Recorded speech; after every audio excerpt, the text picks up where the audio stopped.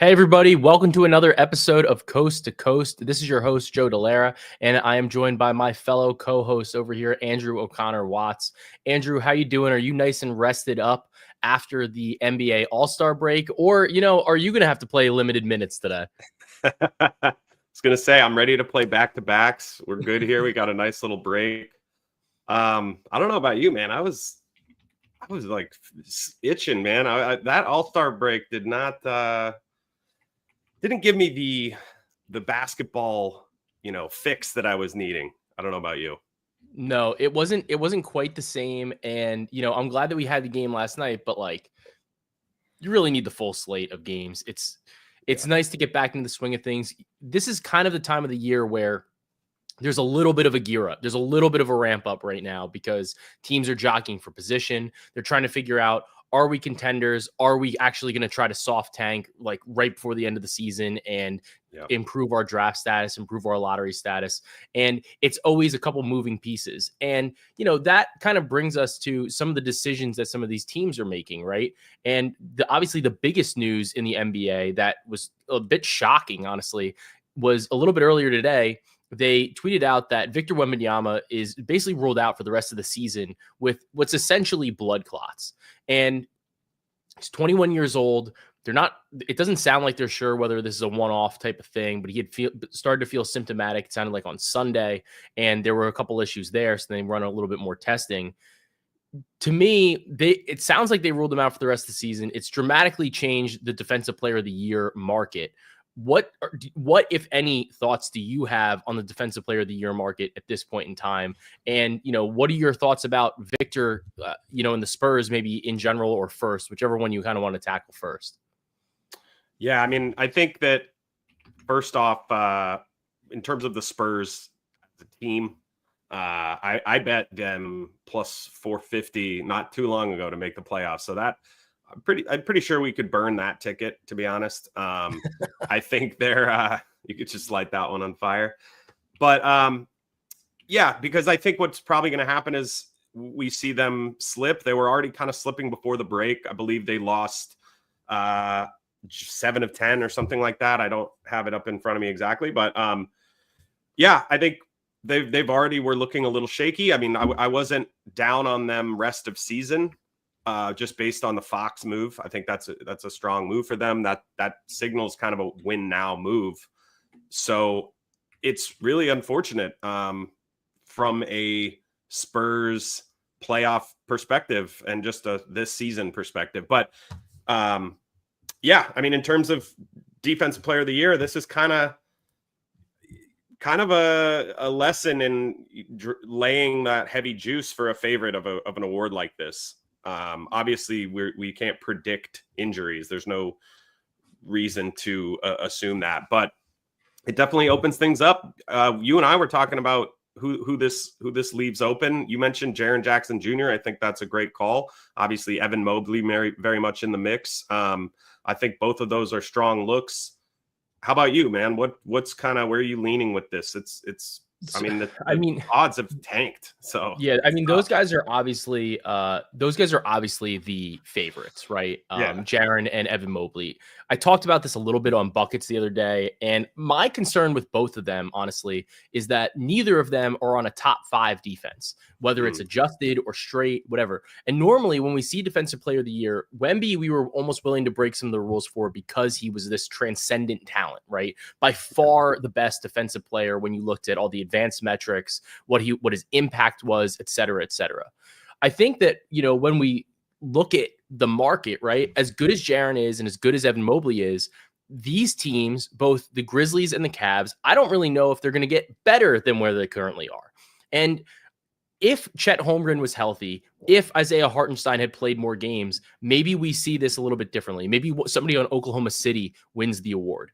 Because those are two of really the best defensive players in the league between the two of them. I wonder, and I think it's worth some real long shots right now as the market's kind of developing, but Ivica Zubac is 75-1 at FanDuel, and he is out of the top people in defensive EPM. He's the number 1 player that's eligible to be voted on for the award. And then Jalen Williams is 70-1 right now on Caesars. So those are two teams. The Oklahoma City Thunder have a transcendent defense this year. It's like a historically good defense. Maybe they try to reward that. I think that Lou Dort is overpriced relative to his impact on the team. I think that he fits a specific role, but I think that Jalen Williams is much better, much more versatile defensively.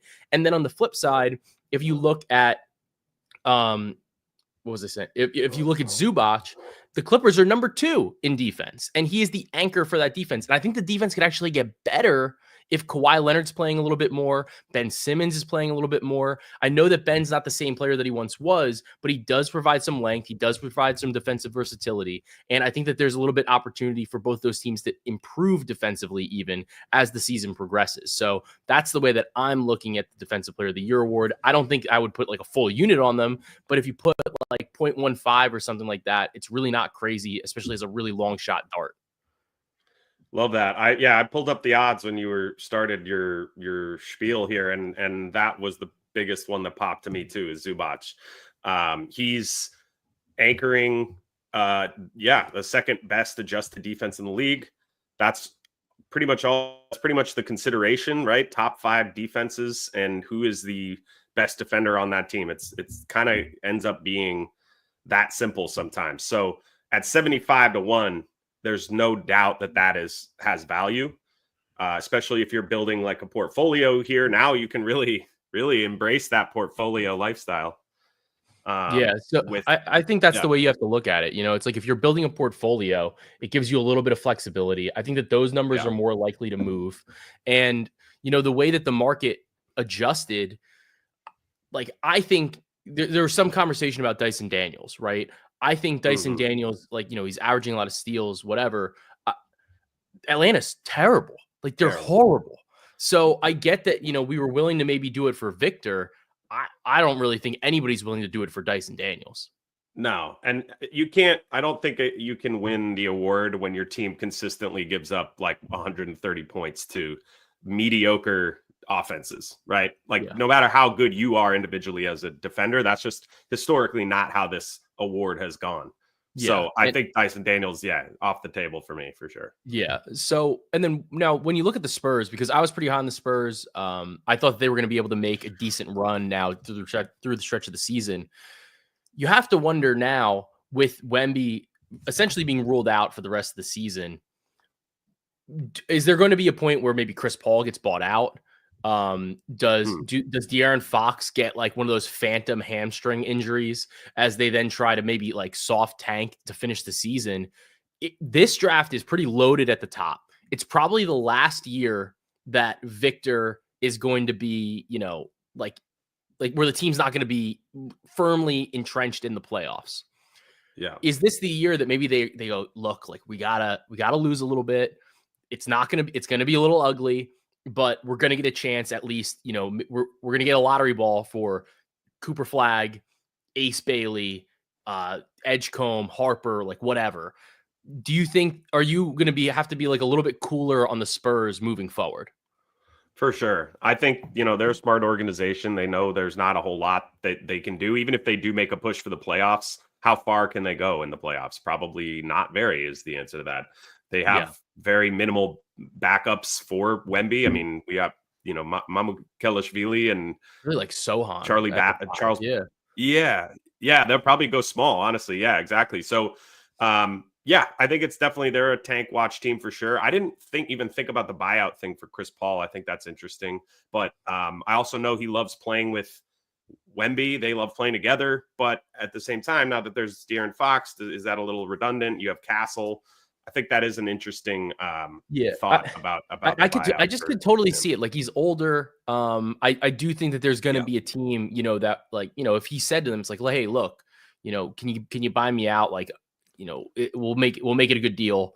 I just want to go play for somebody that I can, maybe go win a title with. And I think that would be particularly interesting. There's a lot of teams that could use a Chris Paul to help run the bench unit, to eat up some minutes, like help run, like facilitate an offense. So even if he's a little bit older, he would be somebody that's immediately one of the top options on the buyout market. So definitely something to watch, definitely something to keep an eye out for.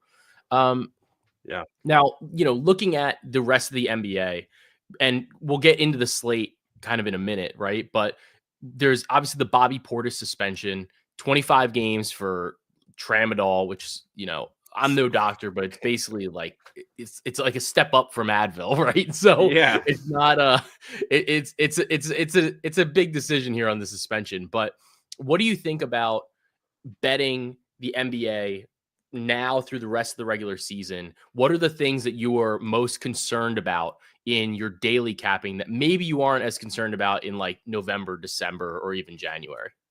Yeah, definitely the tanking aspect, as we touched on. I've gone a little bit lighter on this slate today, even despite it being kind of a larger slate for that reason. I kind of want to see how these teams are approaching this second half, quote unquote, even though we're like 3/4 of the way through or something, whatever it is. But yeah, I want to see how teams are kind of going at, approaching this post All-Star break stretch. I think we are going to see a lot of teams start tanking. I'm probably, as someone who used projections like full season, last season, I use a lot of different numbers in my projections. I'm probably going to be relying on those less because of the way that, we're going to see some of these teams drop off. Some of these teams going to make a push and maybe playing over their heads a little bit, while other teams underperforming. So I'm definitely looking at the tanking aspect, and that really is going to be the main thing that I'm looking at. Probably playing a few more player props, jumping into your territory there. Yeah, no, it's always fun now because you start to get some. It sucks now we don't get the guys on two-way contracts, stuff like that, but you do Yeah. get a little bit more opportunity. Players further down the roster, what exactly does that look like? So it's always pretty fun. But let's start dive. Go ahead. Well, real quick, I was just going to say, as someone who bets more predominantly in the player prop market, is there a way that you kind of approach the slate differently now that we're getting closer to the end here? I think that you have to wait a little bit for certain players, but then also some teams, especially there are like pseudo playoff games now where Yeah. teams can be jockeying for position, and there is, say, like it's an important game that involves like tiebreakers, right? Tiebreakers aren't the most important thing in the world, but you can have games that are essentially worth like 2. So those are games where you can look at and say, this is a much more important game. This normally maybe you would sit somebody in this game and say like, well, it's like a little bit more of a toss up, but then you look at it and you go, no, this is a super high leverage game. We need to try in this spot. So Right. those are spots where, you can see a team really going out for a little bit more of a run and putting a little bit more effort out there. So definitely something that I just, I try to keep an eye out on, but that's probably the number one thing, at least from a player prop perspective. It's just saying, is there a team motivating factor that could cause these players to play more or less minutes? And I think that that's probably one of the most important things. So let's dive into the slate. Obviously, we got to start with the New York Knicks. The Bulls are facing off against the Knicks. This opened at 13.5. I think we're down to 12 now. I And think it's 11.5 now. is it 11.5 now? I believe So it's so, been yeah. bouncing around like 12, 11.5. It's been trending towards Chicago anyway. Basically, Josh Hart's out. We're waiting on news for OG Anunoby. It sounds like Mitchell Robinson probably won't play today, but he's coming back soon. Was cleared for practice. Is there anything that you liked in this game? Is there anything that you were looking at in particular for this game between the Bulls and the Knicks? So perfect example of kind of what we were just talking about with the full season numbers not necessarily being the main focus for me when I look at this matchup, because we have the Chicago Bulls, who for all intents and purposes are like, whether or not they are tanking, they should be. And for the, some of the games leading up to this particular, leading up to the All-Star break, they were just getting destroyed. So my numbers do show value on the Bulls. And obviously we've seen that's where the sharp money has gone, is to the Bulls side. And, I agree with that in theory. The reason that I'm kind of staying away from it, first of all, I want to know if OG's in or not. If he's out, I probably will dabble with some Bulls spread, but I don't really trust their motivation. I don't really understand what their goals are as an organization. So, if this was, maybe a month ago, I'd be all over the Bulls most likely. But, given where we are, I'm just kind of waiting it out. Definitely want to know about OG and maybe going to play it if he's out, but don't need to get super involved. If I do, it's going to be a smaller, probably half unit at most. Yeah, for me, I'm just going to be on Karl Anthony Towns. He is just absolutely roasted this Chicago Bulls team. And this line opened at 26.5. I gave that out in my Discord in the huddle. So sent that out there. It's moved up from 27.5 to 28.5. There's still some 27.5s in the market, but honestly, he has just simply destroyed Chicago this season. He's had 40 plus in both games. So just absolutely crushing here, right? 44 points, 46 points this season. When Josh Hart doesn't play, Cat actually sees like a little bit of an uptick in his scoring without him on the floor. And the Bulls have been a sieve to centers this season. They're allowing the second most points to centers and the most points in the paint per game. And they play at the third fastest pace in the league. So just a prime pace up spot for Cat and the Knicks. And I like him to go over 26.5, 27.5. I think if you're looking at a 28, you may as well go to 30 plus and get a little bit of a plus money number there. So I really like Cat in this spot. I think it's a great matchup and an excellent opportunity for him to go over this line against the Chicago Bulls. Love it. Yeah. So we'll get into the next game. Is the Celtics versus the 76ers.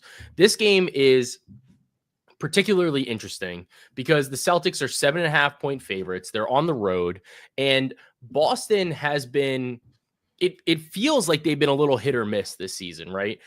It feels as if they haven't been nearly as dominant this year. And when you look at Philadelphia, they really can't get like anything done. They look like they're struggling. Paul George looks like one of the worst contracts in the league right now. And Joel Embiid's contract looks pretty bad too, given the length of it and the amount of money. But when he has been on the court, they've been like, okay, right? Did you have any thoughts on this game initially? And what, like, this could be a first round playoff matchup if Philadelphia is able to kind of right the ship as they prepare for the playoffs. Yeah, not a ton of thoughts on this game. I honestly do lean a bit to Philadelphia. They are pretty spiraling pretty heavy right now. And they need to get their act together if they want to, make that first round matchup a reality. They've lost, 6 straight, and that's against the spread and straight up, 6 straight games. That uncertainty with Embiid, as you mentioned, the terrible contract with Paul George, he's been really, really bad this whole season. But the reason that I'm kind of leaning towards Philly is that because of that motivation, and there's a bit of a trend, a pro trend that that applies to this game, and it has to do with teams that are underachieving. So since 2014-15 season, teams that are on a 5-game or more losing streak against the spread are 331, 264, and 11.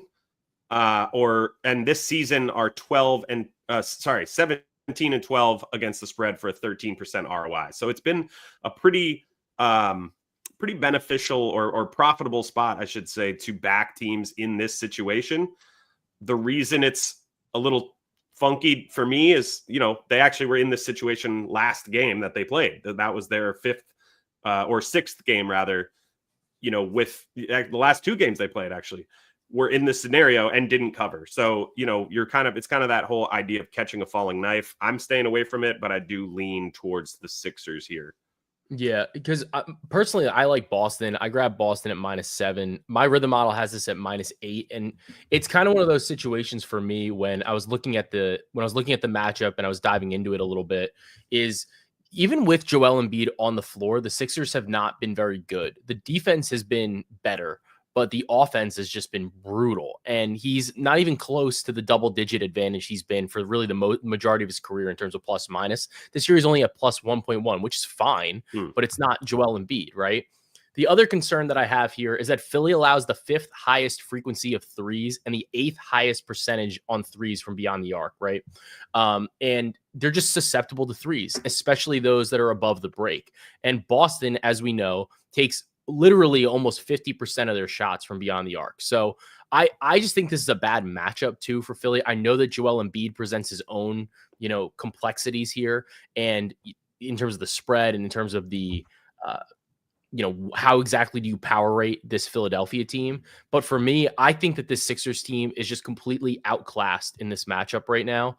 And if they surprise me, they surprise me, but they haven't really shown me enough to say like that they can really hang with this Boston team, especially given the shot profile and the way that, and where they're susceptible and the way Boston wants to go score. Plus, from like a mentality perspective, I have zero doubt in my mind that Missoula has this Celtics team just locked in, ready to go to start the second half of the year. So that's the way that I was looking at this. And then if you wanted some same game parlay action, if you wanted something a little bit spicy, Tatum 30 plus and Maxey 30 plus is like 5-1 or so. They've both had 30 plus in all the matchups this year. So I think it's just a fun way to kind of capture some of the upside for both of them in terms of scoring. And the fact that if it is a close game, it's probably because those two guys are really scoring the rock. So that's what I was looking at in the Celtics versus the 76ers game. That's super fun. I like that. I might join you there. Well, a little sprinkle on that. Yeah. But now we've got one of the more interesting games on the slate too. And the Grizzlies and the Pacers have been two teams that are, how do we put this? They're like continuously underrated, I think. And Indiana's been much, much better since the turn of the new year. And Memphis has been one of those teams where you're just like, they're really good. Like it's almost shocking when you look at the standings and you go, man, Memphis is in second, because it doesn't really feel like that. When you watch the games, if you bet on the player props, nobody's really scoring 30. Like there's not a lot of games. It's pretty even. It's pretty balanced. Nobody's playing even 30 minutes a game. They have one player averaging more than 30 minutes a game on the team. It's Desmond Bane. He's at 30 and a half. Wow. Miles Turner should be good to go. I do think this is an interesting Jaren Jackson Jr. and Zach Edey type of matchup here against this Indiana team. But with the spread at Memphis -2.5 as a road favorite, how are you looking at this, and how are you tackling Memphis? Yeah, so I mean, you could look at their last game as it's kind of an interesting example. Now, you mentioned how much Indiana's improved since then, but basically they were up 20 at half against Memphis. And I remember this because I had bet on Memphis, and I was pretty much like, all right, well, you win some, you lose some. And then they just came storming back in the second half, ended up winning by 15, total collapse by the Pacers. That kind of game script is a little bit what is concerning with me on a Grizzlies side here, but I am on the Grizzlies in this game again. Memphis has been dominant on the road, 9-3 against the spread as a road favorite, 10-2 straight up. We've got a full break, basically a week long since either team has played. And I just think at full strength, I would rather have Memphis over Indiana, despite Indiana's improvements in the new year. Part of that is this matchup specifically, right? So Memphis has covered 7 straight against Indiana. They won every time they were favored, which they currently are. And I mentioned that matchup. Part of that is the way that Memphis plays at such a fast pace. They are the number 1 team in transition frequency. If you go to Cleaning the Glass, it's a great stat to look up. Number 1 in transition frequency. Indiana is the 3rd worst in transition points per play. So they give up a ton of points. They can't defend in transition on the fast break. Memphis that's their bread and butter. They just get out in transition. And I think that, this is an angle that I've looked to a few times. If you've tuned into Coast to Coast, teams that are that top 8 or top 8 or 10, whatever metric, that they're top in the transition frequency against teams in bottom 10 in transition defense. Those teams have been dominant this year for, I can tell you, 21% ROI, 63, 36, and 4. 21% ROI when you back teams in that situation. So I'll take the Memphis Grizzlies -1.5 now. I took them at 2.5. It's 1.5 now. Don't agree with that movement. I'll take a better number now if you want to join me. No, I like it. I'm with you. I think that Memphis is better. I thought I was having some issues with it because I was like, Indiana does a decent job of limiting transition, but Memphis is so good at setting the pace. And when Indiana does allow those transition opportunities, they get fucking cooked. So I was like, this is probably not great for Indiana. But I did settle on Jaren Jackson Jr. over 21 and a half, 22 and a half points. I bet it at 21 and a half. I gave it out originally at 21 and a half. I'm seeing 22 and a half. We're projecting 24.4 at Rhythm. I think a lot of this has to do with the pace. I mean, the pace is, and the total is sky high. We're looking at 250 on the total right now, right? And I think that there's like a legitimate argument that Jaren is the best player on the Memphis Grizzlies this season. And he's taking strides on both sides of the basketball. He's averaging 23 points per game, and it dips like a little bit when he's playing alongside of Bane and Morant. But in the one game this season against Indiana, he scored 25 points with both of them. So I don't think that Indiana has great defensive options to stop him, especially because not only can he play the 5, but he can also play the 4 with one of Clark or Edey at the 5. And I think that kind of messes up Indiana's geometry a little bit. It's hard to deploy a Miles Turner directly on him, and they have to defend the paint to some degree. So I think when you couple the pace with their overall struggles against bigs, I think it's a great spot for Jaren Jackson Jr. I'm going to grab him over 21 and a half or 22 and a half points if you can get that. Yeah, I love that. I might join you there. Yeah, that one because yeah, no, I was just going to say like the way that he's like improved since last season, like that was kind of a nice way, you know, with everyone being out, he really got to thrive in that offensive role. And, you know, he gained a little more versatility. And I think that's going to be really tough for the Pacers to handle. So I think that's a really sharp look. Yeah, I love Jaren this year. He's just been a blast to watch, honestly. And I think the other thing is with Memphis, at this point, I'm wondering if down the stretch of the season, do they start ramping up? Do they start expanding minutes a little bit where guys were playing, 28 a game, 29 a game? Do they start playing maybe 33 to 35 so that way they can get their playoff legs under them? You go into the playoffs, you're not playing a fucking like 12-man rotation. You need to play like an 8 to 10 max. Like you probably really don't even want 10. You want the flexibility for 10 or 12 guys to be able to go into the rotation, but you really want to play like 8. So these guys on Memphis, they've been playing like under 30 minutes a game, which is fine. It's good for, for managing and everything. But I'm wondering if there's going to be a point where they need to start ramping up to get prepared for the NBA playoffs and see what those rotations start to look like. Looking at the next game, which might be a bloodbath, we've got the Cleveland Cavaliers versus the New York, and I almost said New Jersey, the Brooklyn Nets. The Cavs are 13-point favorites. They just have so much depth now. I was looking at Donovan Mitchell points. I was considering it, but man, like this just feels like it's going to be a blowout here. What do you have any thoughts on this game or any angles that you were maybe looking at? I forgot, but I think should we just go to an old favorite and do the Nets team total under at home? That's like 0-12. They're 0-12 to the over. Score. They literally can't score. Yeah. So honestly, I haven't bet that one, and that game actually starts pretty soon. I'm pretty sure. But let's do that. I might just lock that in right now. That's gonna. Yeah, it's not crazy. I mean, they don't have. Claxton's going to play. Noah Clowney's not going to play. Cam Thomas is out. Melton's obviously out. So they have a variety of different injuries there. I really don't hate that as an under for the Nets team total in the spot against Cleveland, who's just been obviously dominant defensively. But let's move on to the next game. We've got the Magic versus the Hawks. And the biggest issue here is that Jalen Suggs still hasn't progressed to contact drills. The Magic are 1.5-point road favorites, and Suggs is out tonight. The Hawks don't have Vit. They obviously don't have Jalen. It's still very tough to back Orlando without Jalen Suggs, and Atlanta's been awesome against the spread lately. 9-1 against the spread over their last 10. What do you think about this game? And can you answer briefly? I'm going to put you on the spot. Yeah. Who's the best player on the Orlando Magic? Oh, Jalen Suggs for sure. Jalen Suggs, baby. No, I mean you could argue Franz, but it's definitely not Paolo. I'll tell you that much. It's not Paolo.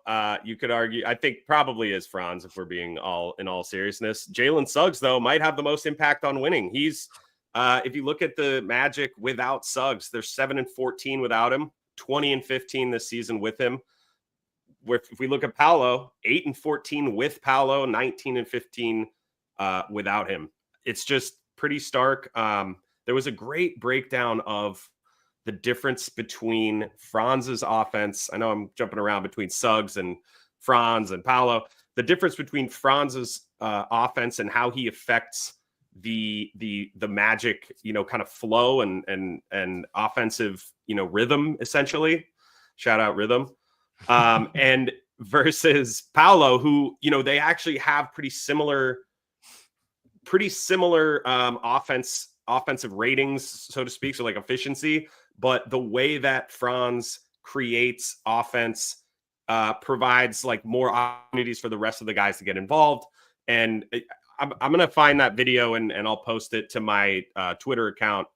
And because I'm doing a terrible job of explaining what this video is breaking down about the Magic. But yeah, long story short, Suggs out. It's really tough for me to back the Magic. When it comes to the Hawks, they're kind of on tank watch, I think, even though they have been good against the spread.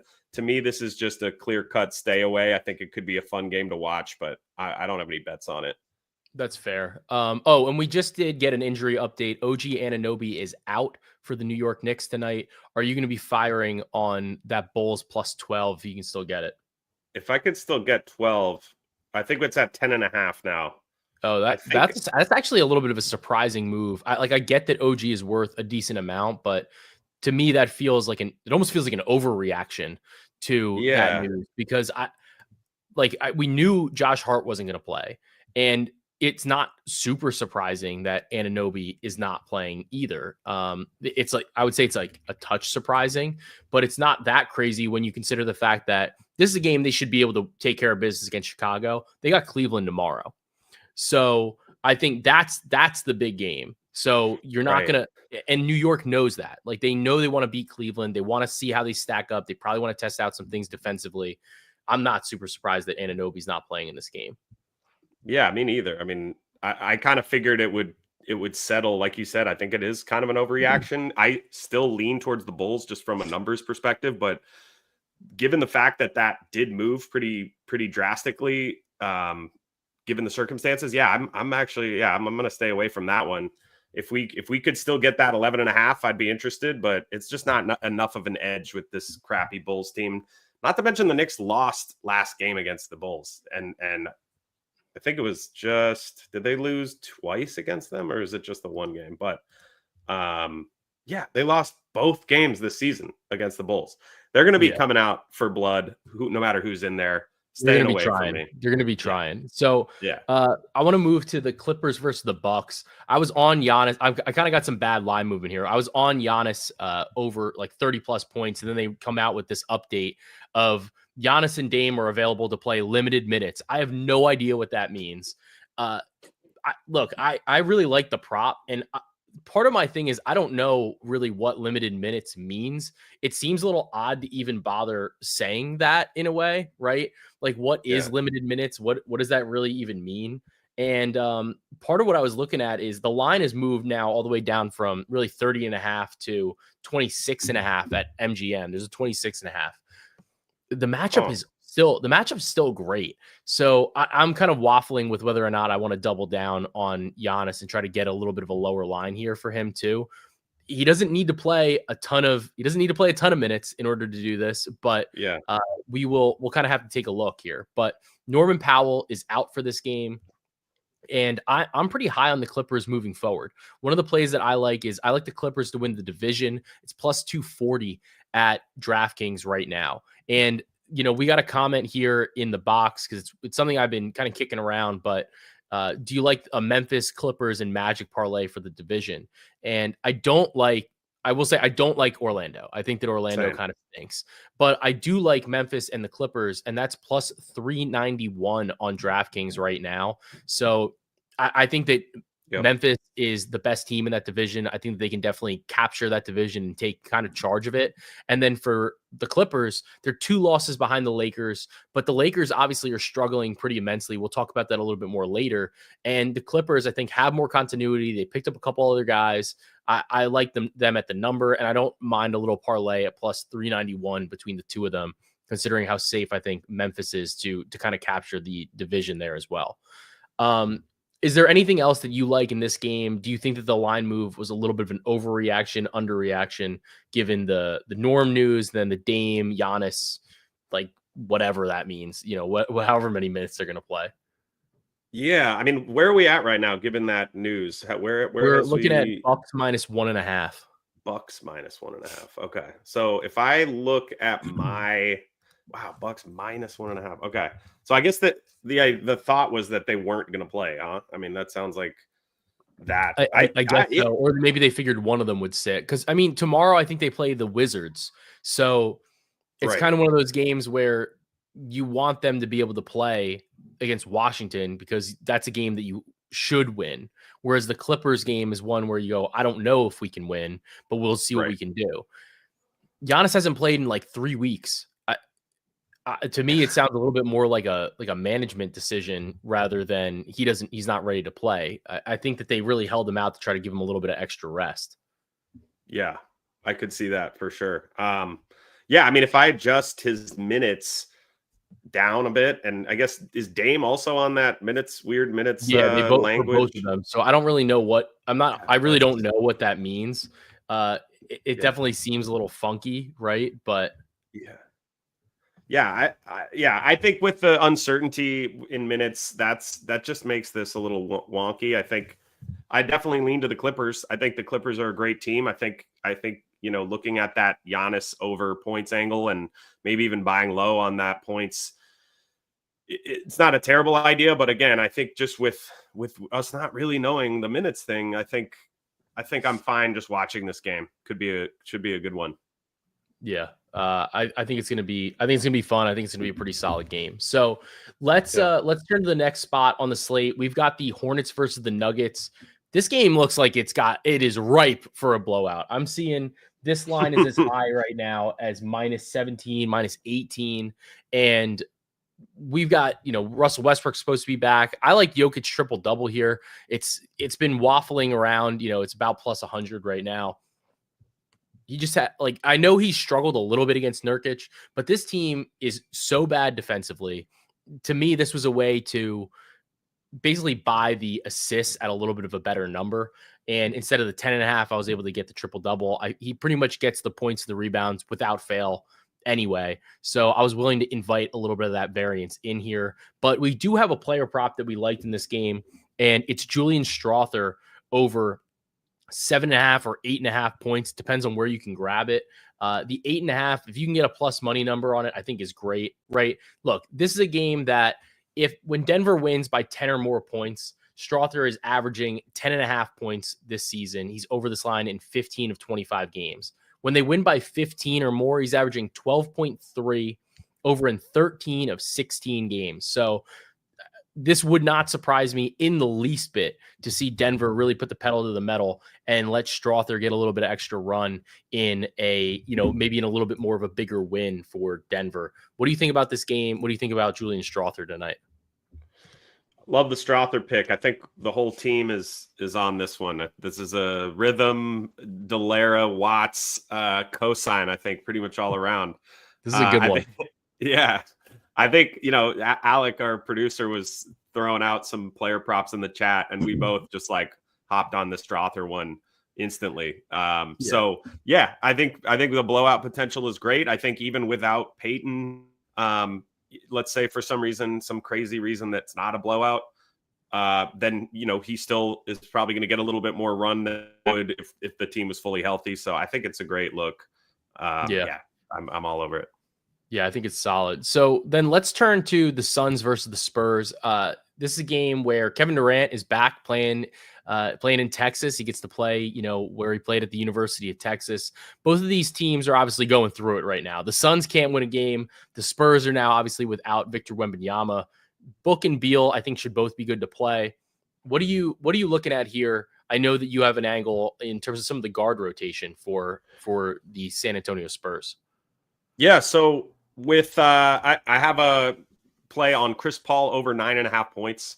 Without Wemby this season, he turns into more of a scoring option, and his usage goes crazy through the roof. Goes from 12.2 to 19.3, and his scoring efficiency goes up from 13.4 to 21.7. He's without Wemby, he's averaging 12.2 points per game, and over this particular number in all 6 games that Wemby was out this season. We've seen the total climb up, so I think that there's going to be opportunity for more scoring. His number didn't change too much after the total shot up, which was post Wemby news.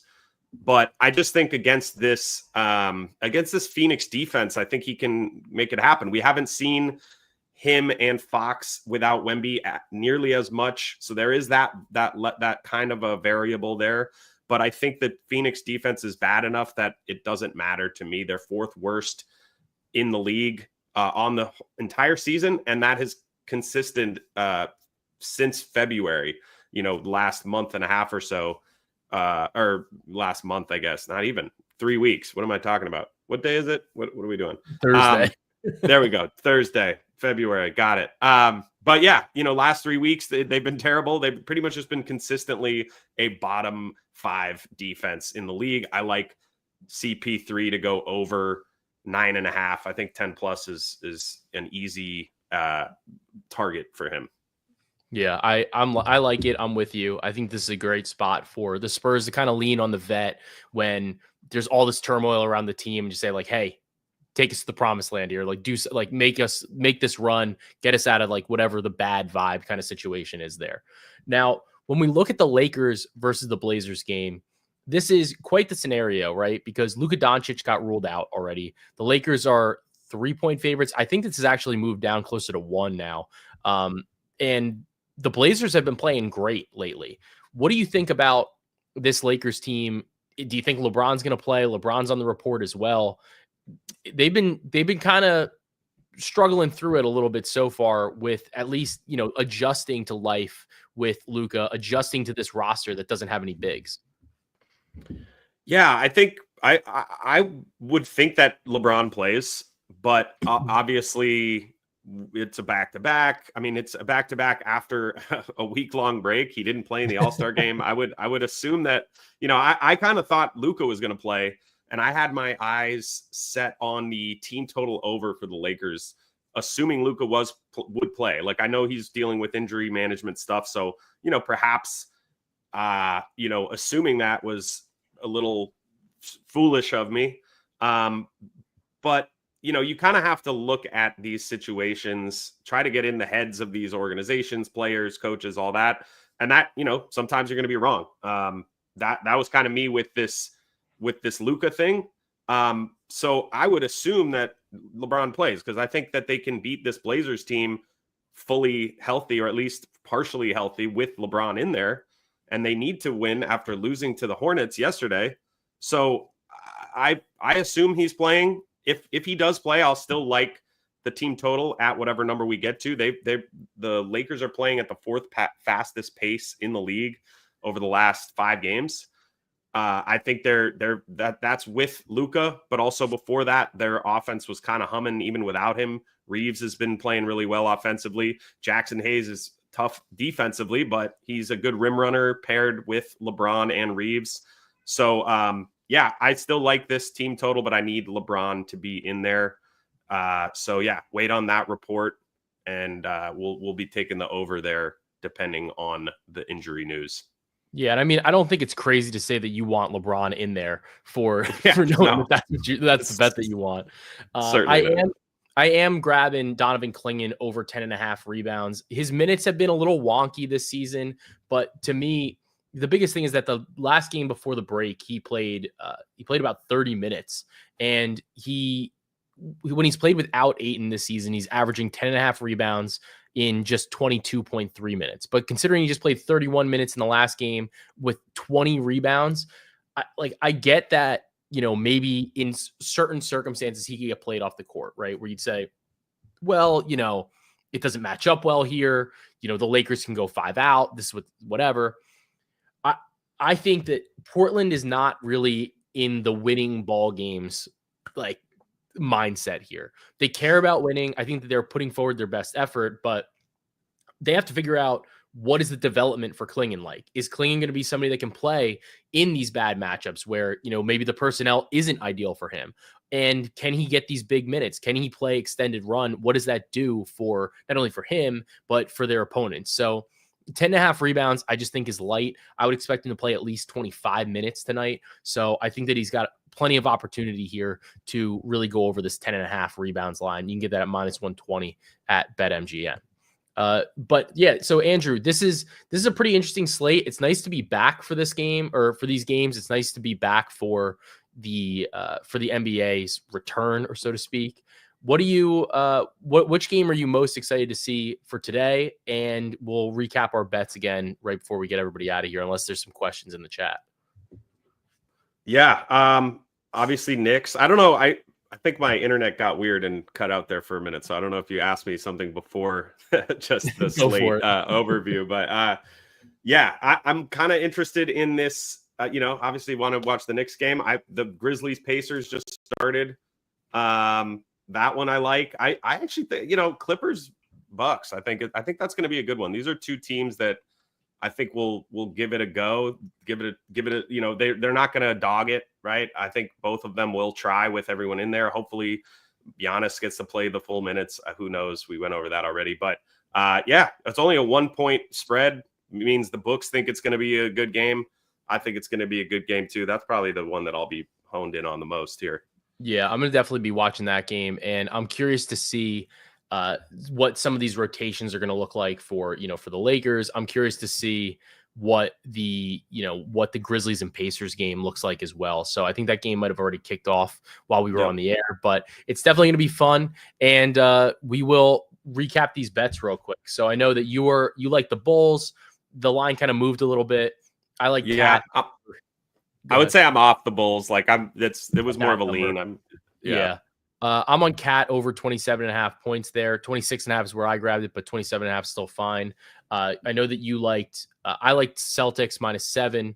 You liked the Grizzlies -2, -2.5. I like Jaren Jackson Jr. over 21.5, 22.5 points. We were looking at Giannis, 30 plus, but obviously with the injury type of update, it's a little bit different. We are all over Julian Strawther. That's our guy today. We like him over 7.5 points, 8.5 points, maybe even a sprinkle on 15 plus, and Jokic triple double.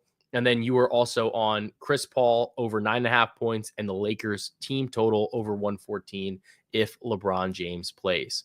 Watts, any last words before we get everybody out of here?